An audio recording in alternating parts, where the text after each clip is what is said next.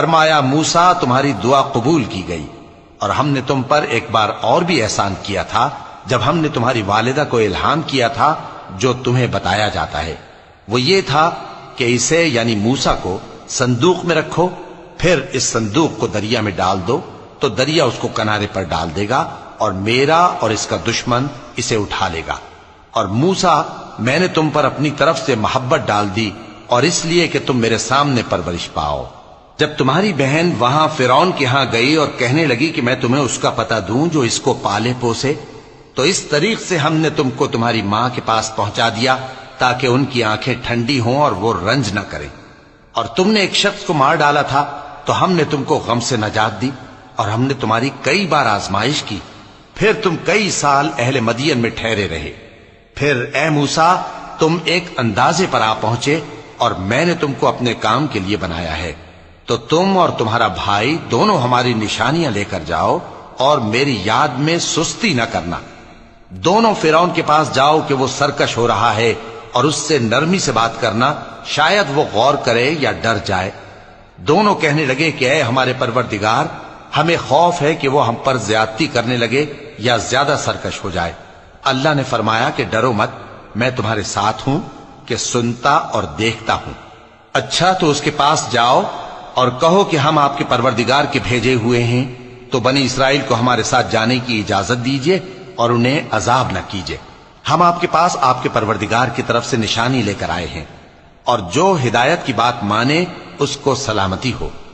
ہماری طرف یہ وحی آئی ہے کہ جو جھٹلائے اور منہ پھیرے اس کے لیے عذاب تیار ہے۔ غرض موسیٰ اور ہارون فرعون کے پاس گئے، اس نے کہا کہ موسیٰ تمہارا پروردگار کون ہے؟ کہا کہ ہمارا پروردگار وہ ہے جس نے ہر چیز کو اس کی شکل و صورت بخشی، پھر راہ دکھائی۔ کہا تو پہلی قوموں کا کیا حال ہوا؟